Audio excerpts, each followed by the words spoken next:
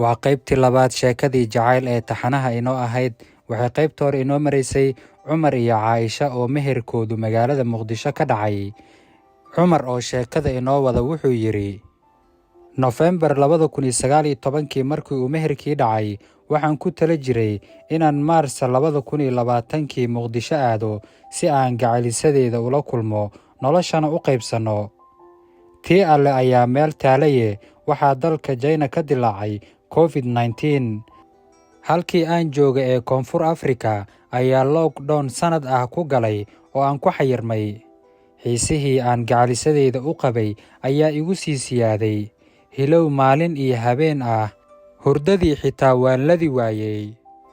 dabayaaqadii sanadkii 2020 bishii Disembar ayaa Ilaahay suuro geliyey inaan u safro caasimadda dalka Kenya ee Nairobi, waxayna gacalisadeeda iigu timid magaalada Garissa. halkaas ayaana ku aqal galnay, ismarxabayn iyo maxabo xusid mudan ayaana galnay. kulankeenii bil kadib, xaaskayga uur ayay qaaday, waxaana ugu farxay si aan qiyaas lahayn. curadayda ayaa caloosha gashay isla bishii January, annagoo 2 farxadood alle isugu kaaya daray. waa tii aqalgalkeenna iyo tii curadayda Axlaam oo alle ina siiyey. ileen adduunyoy farxad raagta ma lihid. waxaa intaa kadib dhagahayga ku soo dhacay akhbaar aan aad uga naxay. waxaa magaalada Muqdisho ku xanuunsaday aabbahay Rooble oo aadka u jeclaa inuu arko ubadka aniga iyo xaaskayga aan dhalno. xanuunkiisa aabbe waa sii darsaday, waxaana go'aansaday inaan u ambabaxo dhanka iyo Muqdisho, waayo waa intaasoo tii Rabbe u timaadaaye. waxaan istaagay xaalad ah 2 daran mid dooro. gacalisadayda marna waa walac oo caajis ayay qabtaa, marna waa keligeed oo ehelkayga iyo ehelkeeda labadaba Muqdisho ayay degan yihiin. waxaan ku qanciyey inaan u soo dhaqsanayo haddaysan wax kala dhicin, waajibna ay tahay inaan isla beri baxo oon aabbe iyo Muqdisho aado. way iga oggolaatay, laakiin waxaan xasuustaa subaxii markaan baxayey way ii xanaaqsanayd. inta sasabe ayaan baxay. intaa kadib Garissa ayaan bas ka raacay, Libooya ayaana kaga degay. tagsi ayaan ka qaatay Dhobley ayaana kaga degay. magaalada Dhobley ayaan diyaarad Muqdisho uga sii raacay. markii ay diyaaradda caga dhigatay garoonka Aadan Cadde International Airport, waxaan toos u aaday isbitaal Digfaar, halkaasuu aabbo ku xanuunsanaa.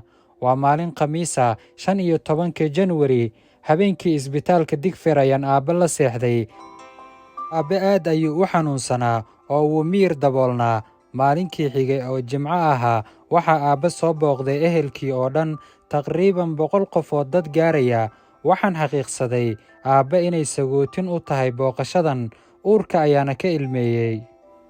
galabtii Jimcada sii baxaysay ayaa la igu yidhi, xalay ayaad dhafar ahayd, caawa annaga ayaa la joogayna ee bax xaafaddii aad oo soo naso. adeer iyo wiil iga yar ayaan dood dheer kadib uga soo tegay. xaafadda reerku degan yahay waa Yaaqshiid. markaan xaafaddii sidaa u tegay, weli anuun kabaha iska bixin, ayuu taleefan ii soo dhacay. alla maxaa naxdin ah. helow aabbe, haddaad ku soo gaarto nasiib ayaad leedahay, ayaa taleefanka la igu yidhi. waan cararay, mooto bajaaj ayaan qabsaday, masaafo dheer. waddadii ayaan jaam ku sii galnay. waxaan tegey ugu dambayn isbitaalkii, mise aabbe allaha u naxariisto, dhanka alle subxaanahu wa tacaala ayuu aaday. waa tahay saaxiibayaal, aabbaha Soomaaliyeed allaha u naxariisto. qaybtan halkan ayaan ku joojinaynaa. qaybaha xiga insha Allah ayaa inoo balana.